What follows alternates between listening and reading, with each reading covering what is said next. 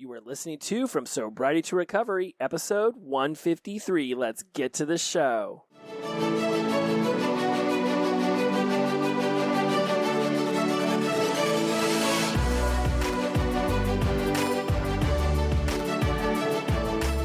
Welcome back to From Sobriety to Recovery. I am your host, Jesse Mogul, and I am in addiction recovery. Oh boy, it's great to be here at 12:08 a.m. Central Standard Time. One of the best things about this show is that I have this opportunity to use this as like an audio vlog sometimes. So it's like it's a journal, like it's a diary for me. Not every episode am I meaning at least to come in with these juicy nuggets of golden wisdom, even though members of my tribe will swear that I do it even when I don't mean to do it. And there's been a lot. There's been so much going on right now, right? Literally, I feel like I've got hundreds of inputs coming at me on a regular basis. I've just moved into a new town. I'm building friendships in a social circle, and I'm networking, and my business is growing, and I'm launching a membership site, and I'm summarizing all the podcasts, turning them into a book. I'm contacting every single day addiction recovery centers and businesses and colleges and high schools to come speak, be able to share my message and do the things I do. And I've got the members of my tribe, and we're always meeting up and keeping in contact. And I've got clients, and I've got family members that are all around me. And football season just ended, and I just got back from Los Angeles, and there was the Super Bowl. And here's today, there's tornadoes 10 miles away from my house, and there's raindrops that, the size of small dogs falling out of the sky. And it's like, I'm sitting here in the Victoria's Secret's, gift bag room, and my buddy's, call him my buddy, but he's my brother's father-in-law. I'm got the pink walls if you see my TikToks or my Instagrams. And, it's like my entire life is compressed into this tiny little 12 by 12 foot room. And it's just hundreds and hundreds of inputs. Those are just the ones that I could rattle off the top of my head. Right, got a little fluffy over Christmas and put on 10 pounds. So now I'm releasing that over the next month. And it's like just tons and tons of inputs. And there's a part of me that, and I shared this last night at Recovery Dharma, formerly called Refuge Recovery. At least that's what I'm being told. I haven't Googled this or anything, but it appears that what used to be Refuge Recovery is now Recovery Dharma. And I met an amazing woman here in Huntsville who's she's just seeped in. I don't know the right word. She is thoroughly involved in the addiction recovery community and just a bright ray of sunshine. And I would think that one of the coolest things that I'm discovering about here is that there is this idea of inclusivity over exclusivity. Whereas in Los Angeles, it was a lot of exclusivity. A lot of red tape to get to people who would want to talk to you about what it is they're doing in this field or that field, right? They're making new friends. Everyone sort of kept everybody at arm's length because they weren't sure what your ulterior motive is here. And here, at least in Noba, northern Alabama, here in Huntsville, it's like, you're a good person. All right, cool. You're cool. I'm cool. Cool. Let's hang out. Let's go to a meeting. Let's talk. And I love that. I love real people. And for all those who have lived in a major city, what the experience of being in a city of millions of people is like. There's almost like a disconnection of people. And here I'm able to embrace this connective environment. And I have no doubt that there are those who would rather, be exclusive and keep what they're doing in their own little world. But that's not me. It's not ever really been me. I'm all about sharing and growing and being there for others and creating this community. And yes, I absolutely love my little creativity cocoon. I can get into my bubble and I can start knocking out work. But there's times where it's just like close the computer, get in the car, go see some people, go to the gym, start up a random conversation with some dude who turns out to be a Huntsville firefighter. We're talking about raindrops and how much it rains here versus rains in Southern California. And he gets to tell me about his tour in SoCal, and I get to tell him about my years there. And it's like, wow, just made a random friend at the gym at 11 o'clock on a Tuesday night. I love this place. And there are hundreds of inputs coming at me every single day that I wake up here. Because of all of these inputs, there is some physical shifts that I've noticed that I've undergone in my body over the last couple months. Yeah, I put on a little bit of weight. It's mid 30 degrees here on any given day, which is definitely not what I'm used to in Southern California.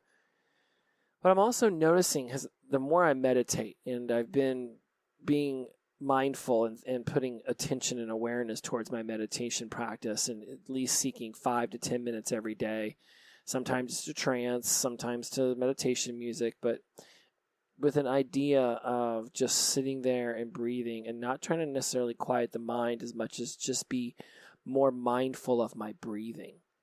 And it's something that we take for granted the power of. I've gone to breathing workshops and had people call, oh, you're into breathing. That's so hippie-ish. And, oh, yeah, you're probably into yoga too. And it's like, okay, yeah, because I use it to stretch. But when I find myself being mindful of my breath and doing yoga stretches, boy, is that some powerful stuff. We breathe every single second of our lives, so we take for granted the power that comes through mindful, intentional breathing. So if you're taking notes, and I know a lot of you do because I get messages from you about this, the first thing I want to make sure I highlight today is breathe with intention, not trance-like. That's just what I put in the show notes. Not, you're listening to A State of Trance with Armin van Buren or the Vonic Sessions with Paul Van Dyke. This isn't that kind of trance. Trance is that unconscious, habitual behaviors that you do day in and day out, time and time and time again, to the point where your unconscious mind has habituated them. It has turned them into patterns and sequences you don't have to pay attention to in order to get your intended outcome. That's trance. It is basically unmindfulness. It is habituated behaviors and actions that will give you a consistent outcome. Tying your shoes, brushing your teeth, getting dressed, taking a shower. There are ways that you do this, and they are habitual. Breathing is another one of these things that becomes very habituated. And when we slow down and we breathe with intention, and we're intentional about breathing, a wide array, vast beyond the ocean, of positive effects begin to spark in the body. We get more red blood cells pumping through our blood. We get the capillaries to expand in the tiny little parts of our bodies, our pinky toe and our pinky and, I don't know, wherever the hell else capillaries are. They're everywhere, by the way. It's not turning this into Bill Nye the Science Guy episode or anything. I'm just simply pointing out that the amount of positive effects you get from deep breathing with intention, to me, that's what the meditation practice is about. It's just being mindful of the breathing. I'm trying to blank out the mind. I read many things about this, and somebody I came across said that isn't really what the purpose of meditation is, to somehow turn your mind into this black space, as much as it is really to just breathe with intention, and then eventually through practice, the mind will just calm itself down. I know people who've spent years meditating who say that they still daydream during it, and they still do that. They can often go to guided meditations, and it's in the guiding that the visualization occurs. So there's a lot of ways to meditate. There's no wrong way to meditate, from what my friend Danny C. Muniz says. There's no wrong way to meditate. There is just meditation, and do it. Right? It's sort of like going out and walking. There's really no wrong way to walk. There are some goofy-ass ways to walk, but there's really no wrong way to walk. And so this physical shift that's happening in my body is coming from me being mindful and intentional with my breathing. And I'm noticing the clarity I get, the calmness I can evoke within myself that's happening even with hundreds of inputs coming at me every single day.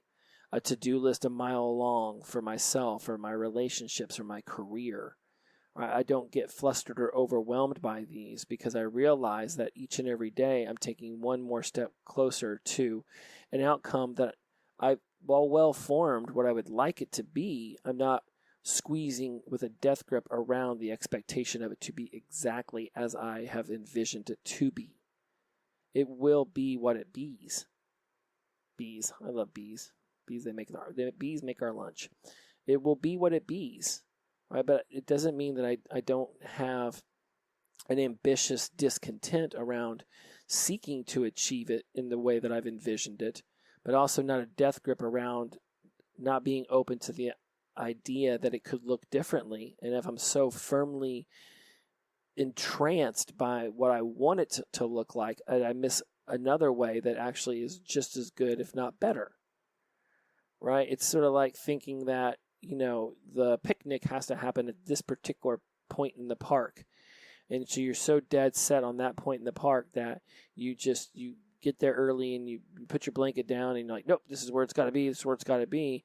And then later on in the day, some awesome deer and rabbits go walking by 200 yards to the right, and you could have just easily set up there and seen the deer closer, right? We get so hell-bent on something looking one way that even if a just as desirable way presents itself, we're not even open to that idea. And this is where my next point I want to make comes. Slow down and do things right-ish the first time. Now, I talked about this in College Success Habits just now, and to frame it around the college experience there. And here, what I want to frame it around is this idea that for most of us, and I'm using most, and I almost bit my tongue on that word. For most of us, there is a sense when we get sober that we wasted just a ton of time, just a slew of time in active addiction, drinking and doing drugs. And so we get to this sobriety, and now it's like, well, I want to make up for lost time. Well, the things that I didn't enjoy, my 20s, maybe I didn't, take up the guitar. Maybe I didn't have open-minded relationships, or maybe I didn't have, connective conversations, whatever it is. I didn't write 5 books or act in a play on Broadway or become a stand-up comedian, whatever it might be. There's no going back. It's like sleep. You don't get to make up for sleep. You can sleep in and you can attempt to give yourself rest, but you can't go back in time and gather up the 4 hours you missed Monday, Tuesday, Wednesday, Thursday, Friday, and then all of a sudden sleep 20 days on Saturday and make it up. For my own body, I actually notice that anything past 8 hours, I actually feel like I start to regress. So if I get 11 hours, it actually feels like I only got 5. And I definitely know what 5 hours of sleep feels like. Slow down and do things right-ish the first time. So slow down is realize that you can't make up for this perceived lost time.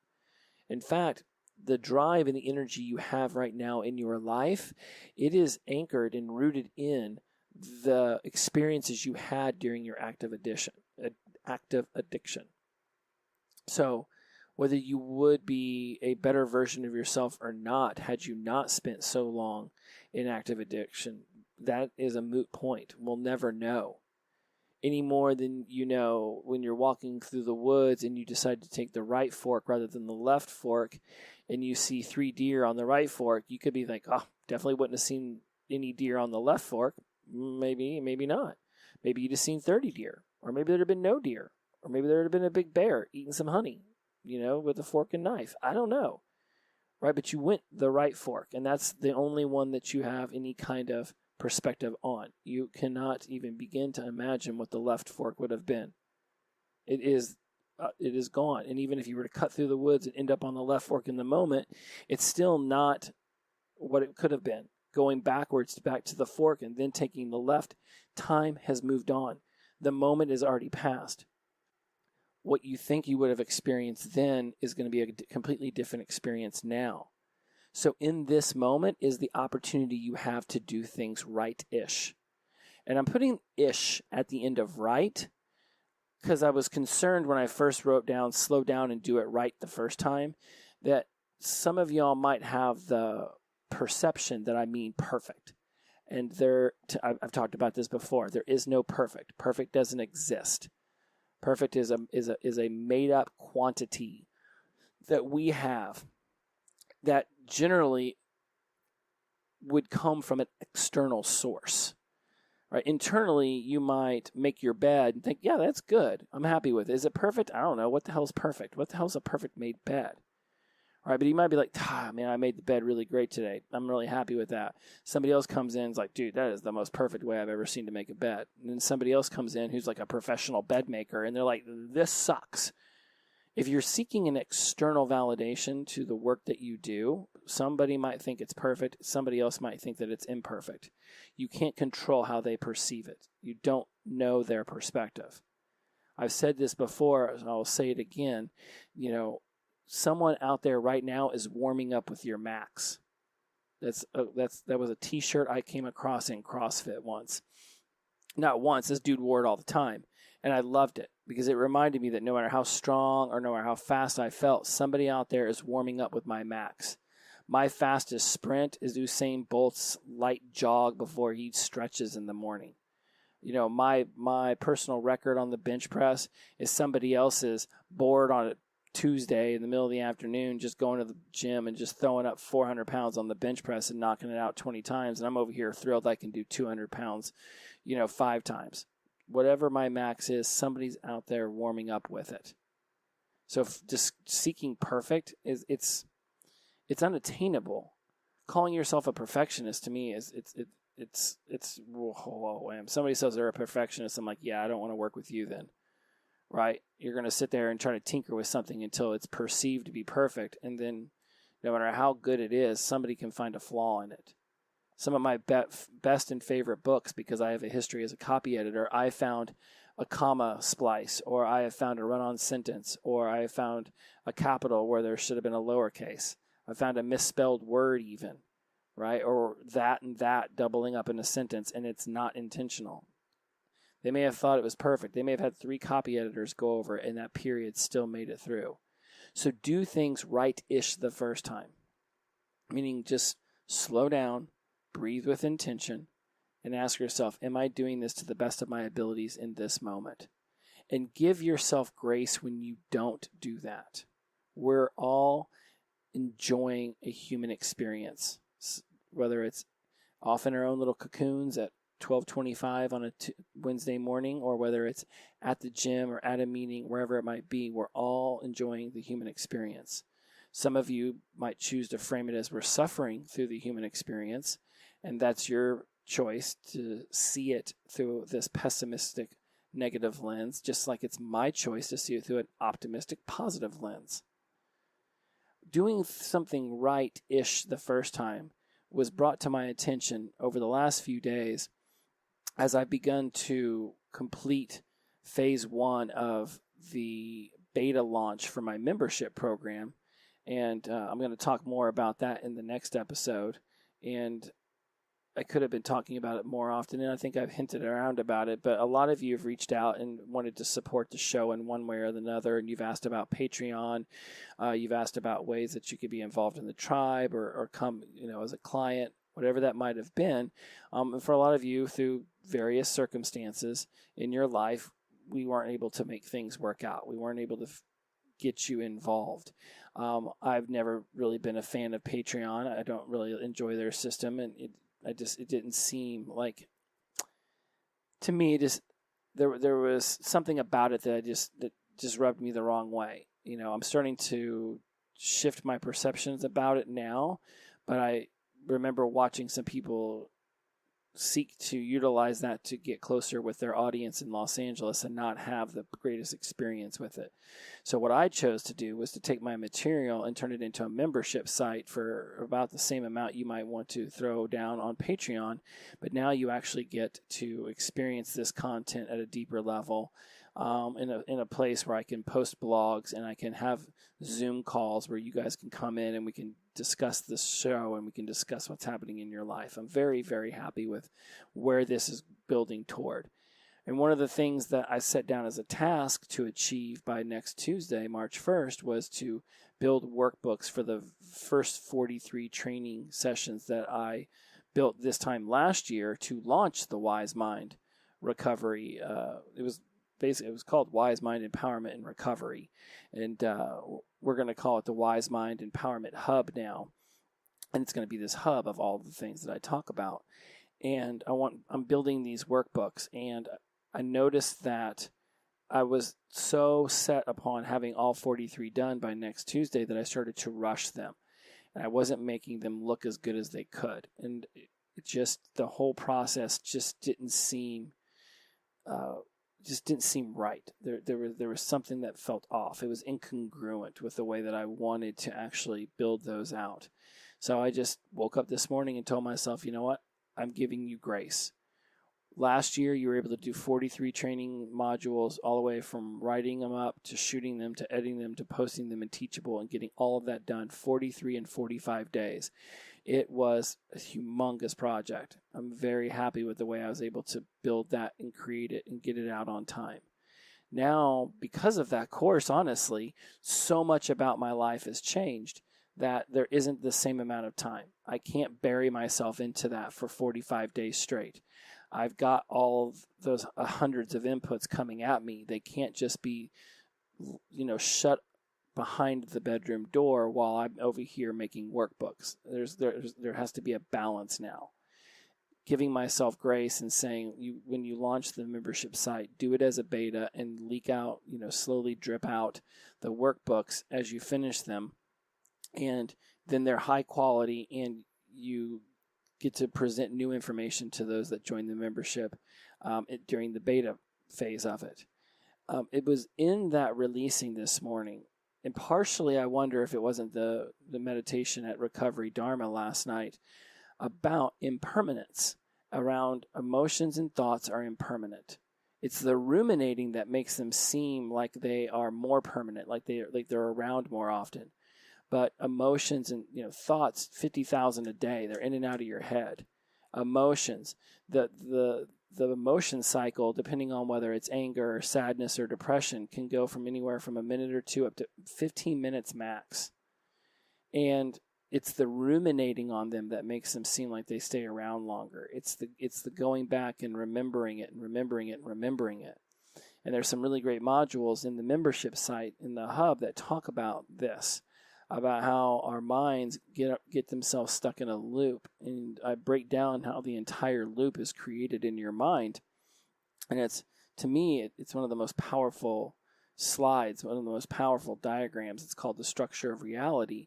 It's like when you fully see this and understand that this isn't like some philosophy of life that somebody created and that there's other ones that could challenge this. This is just life.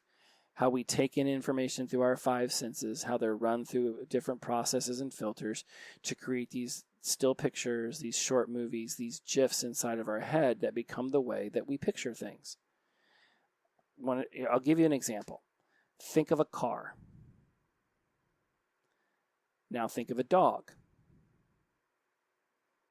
Now think of a building. Whatever car or dog or building just popped into your head, that is the internal picture you have created around what a car, a dog, or a building can be. More than likely, it's from something that you recall in your life, somewhere a car or a dog or a building has made an impact on you, and that is probably what you thought of. Right? Right now, when I say dog, I picture my housemate's new dog. Right? But I could also picture Rover or Maze, right? But you picture whatever version of a dog you pictured, just like you didn't picture a 300ZX that was blue with T-tops when I said car, but that's what I pictured because that was my very first favorite car. When I thought about a building, I was thinking about the Petronas Towers in Kuala Lumpur. I doubt you were thinking about the Petronas Towers in Kuala Lumpur. So my five senses bring in information that's run through processes and filters, and it creates pictures. So when I say beets or pizza or cheeseburgers, a picture pops into your mind. And it's through these pictures that we create the reality we have in our mind. And it's then you take these pictures and you combine them with your emotional state and your physical body, and those three are what create your actions, your behaviors, which is what gives you an external action or behavior, which then starts the whole loop up again. And then you get another couple million bits of data from your five senses, and it's run through processes and filters. And this happens every single second of your life. This isn't a philosophy about life. It is just the way that the brain operates. right? So much about what you believe is your reality is coming from what the five senses brings into your awareness and how you filter it and process it. It's those pictures in your minds. It's the sounds attached to them. It's the feelings you have when you think of these pictures. It's the way that you talk to yourself. That's how you're creating your reality in your mind. And then that creates your emotional state. That affects your body language. And that creates this external result of a behavior or action. And all of these things that I've just discussed, there's an impermanence to all of them. The thought you have is impermanent. Your emotional state is impermanent. Your physical body language and your physiology is impermanent. The picture you have in your mind right now when I say microphone is impermanent. When I say white bear, it's impermanent. Pink elephant, impermanent. What you might picture can be consistent, but it will always be the same thing. That can shift and change based on your own perspectives and perception of your life. I say white bear right now, and you remember seeing a picture of a polar bear on the cover of Time magazine, and then you go to a zoo tomorrow and you see a polar bear, and now all of a sudden that picture of a polar bear changes. There's an impermanence to what you picture in your mind. Therefore, there is an impermanence to the way you see the world. And knowing there's an impermanence to the way you see the world allows you to really embrace the idea that we're all doing the best we can with the resources we have. And when we seek to have a more desirable life, a more desirable version of our reality, a more desirable set of behaviors and actions, we need look no further than understanding that our brain is flexible and adaptive. As you step into sobriety and recovery, you will begin to adapt and you will get flexible around things that you previously had less flexibility around. Your adaptation to different circumstances and events is going to shift based on the fact that you no longer have alcohol and drugs in your system. It's understanding that all of this is impermanent, therefore there is a consistent opportunity to embrace change and growth in your life. So if you're taking notes, the third point I wanted to make in this is that permanence and impermanence around emotions and thoughts. That's what I wrote in here. So there's an impermanence around emotions and thoughts. Very few things, if ever, are permanent. Even we could say, well, the sun rising in the east and setting in the west is permanent. That's always going to happen. Yes, with that broad description of what the sun is doing, you could say that that's permanent. We could also debate that every single day the sun shifts in the sky. So it's not really due west or due east, but it's degrees of east and west. We could also say that the sun's not actually doing a damn thing, that the earth is spinning. And it's because of the way that the earth spins that it appears that the sun rises and sets, but it doesn't really. We just spin. And the axis is consistently shifting every day. The length of day and night every day is shifting. Permanence, gravity, okay. There can be a permanence to gravity, and yet we have found that there are ways to lighten gravity through different various means, right? We want people to experience less, almost like moon-like conditions. We put them in swimming pools, right? Gravity on the equator can operate differently than gravity at the poles. Gravity affects a feather differently than it affects a bowling ball, right? I'm really stretching here, trying to come up with some sort of example that is permanent, and my brain's not finding it. And so I'm sure yours could if you were to set it upon that, and that's fine. Out of the infinite things that we could call upon, there you might find 1 or 2 or 10 that are permanent. But out of infinite, I'll take my statement that impermanence is 99.999% of just the way that it is. And that's beautiful, guys. That's beautiful to embrace that impermanence. Because when you do and you have a craving, you have a negative emotion, you have a negative thought, you realize it's impermanent. Breathe deep with intention. Slow down. Give yourself grace. Close your eyes. And picture a river, and this undesirable thought and this undesirable emotion are in this boat. And this little rowboat just sails by you. And off to the right, there is a waterfall. And over the edge of the waterfall, there goes the boat with the undesirable emotion and thought in it. And as it goes down the waterfall and slips out of sight. Off to the left comes another 49,999 thoughts with emotions attached to them, and this happens every single day. Why are you holding on to certain thoughts and emotions while letting others go off the side of the waterfall? If it's no longer serving you, if it's holding you back, if it's only propping up your limiting beliefs, then it's time you seek another way. You cannot possibly be at 153 of these episodes and not know the way that I'm going to encourage you. It's within the seeking of a new way, of any way, of one step forward. We're not looking for the best outcome right now. We're not looking for the perfect solution the first time around. We're not even looking for the perfect solution the 100th time around, because perfection doesn't fucking exist. We're looking for progress. And the last thing you can write down if you're taking notes is reflect on what you've done and where you've been. It's in this slowing down, giving yourself grace, and breathing with intention, understanding that thoughts and feelings are impermanent. It's seeking the progression, not the perfection. That this reflection in this evaluation of where you've been, who you used to be versus who you are now. I am by no stretch of the mind or the imagination perfect. And again, what did I say about perfect? But it's like that word is so ingrained in our society that even when I seek to not say it, I say it. So then I just catch myself saying it and I release it. When I used to tell people I was a life coach, back when I first started doing all this 4 years ago, people would say, "Oh, you're a life coach. You got it all figured out. Your life is just perfect." And the calm, rational response, no, my life's not perfect. It's far from it. It's progressing.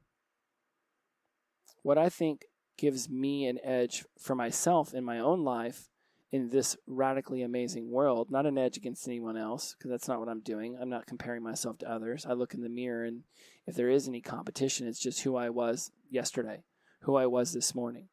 Can I lay my head on the pillow each and every day knowing I did everything in my power to take another step forward to my highest self, to my meant to be?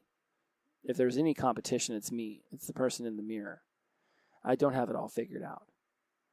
But people who read the books that we read, people who read the things I read, people who focus on their personal growth and development the way that I do, people who listen to this podcast like you do, and all the other things that you bring into your life as part of your recovery.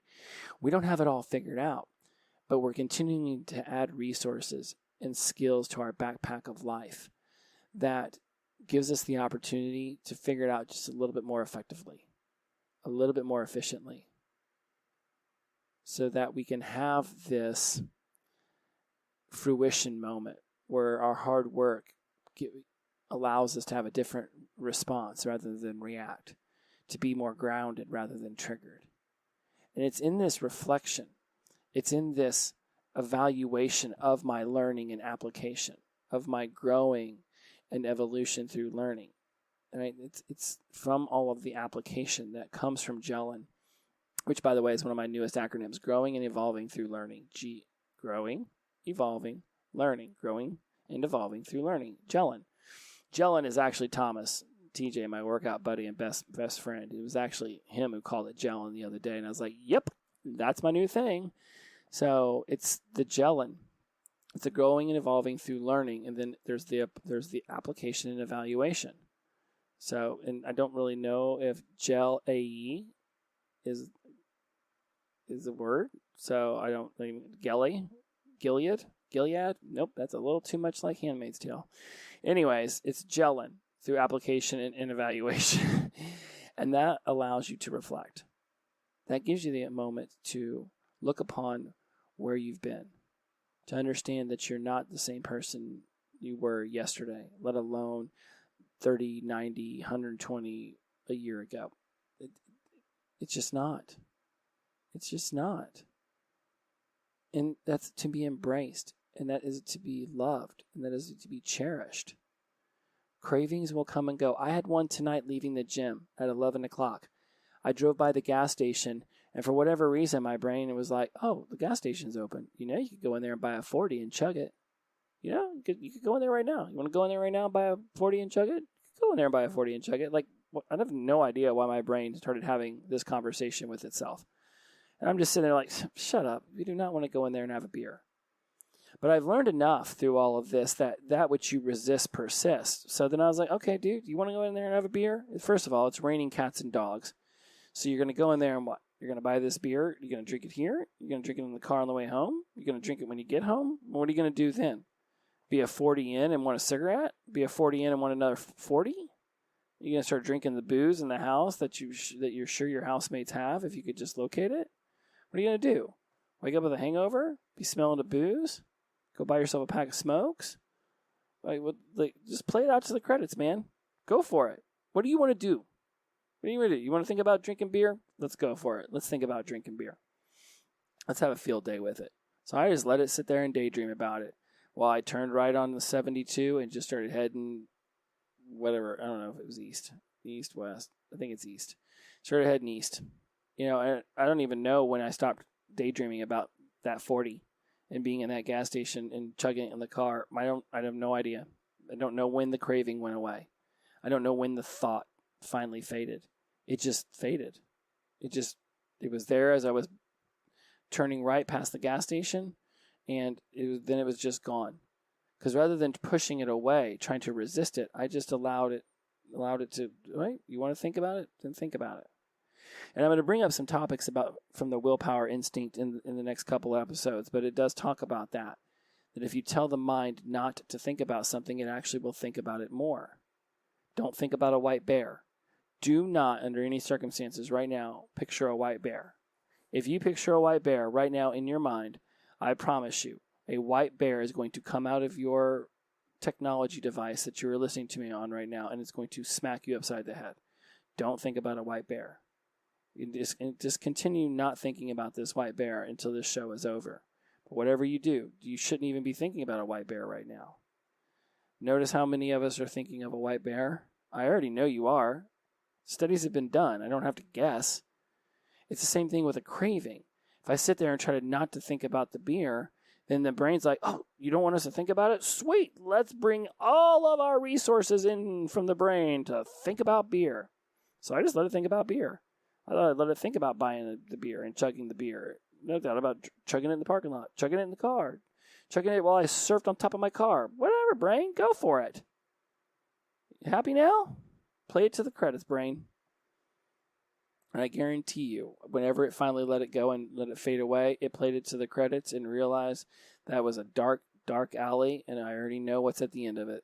Ain't no reason to go back down it. That which you resist persists. There's an impermanence to that craving. There's an impermanence to that thought and that emotion that I felt as I drove past that gas station. Rather than resist it, I just embraced it. Embrace the thought and the feeling. Because I knew it was impermanent. I knew that it would fade away. I knew that it wouldn't last as long as I didn't fight it being there in the first place. This is the kind of growth that I am uncovering around myself. This is the stuff that I enjoy learning about myself, about learning about the brain. It's fascinating to me. All of this is fascinating to me. And 153 episodes in, I still have so many things I want to talk about. Sometimes I don't even know what to talk about when I turn on the microphone. But I hope that somewhere in all of this, you have found a juicy golden nugget that you can embrace and begin to apply in your life right now. Hit me up on social media. Let me know what was impactful. And for those of you, again, who've always wanted to be more involved in what it is that I'm doing over here and perhaps be able to join the tribal meetings, the Zooms where we talk about the content in the episodes, we talk about the content in the hub. This is your opportunity. It's going to literally be so affordable. It is going to be about the price of a beer or a shot at a restaurant or bar. It is going to be that affordable. Remember back in the day when you used to waste your money and your time in places like that, drinking crap like that, right? You'd burn through $30, $40, $50 in a night easily. I won't even be a fifth of that in order to be involved in the Wise Mind Empowerment Hub. I can't wait to introduce it to you. That will be happening in the next episode. As always, inclusivity over exclusivity, the power of positive energy, release and flow.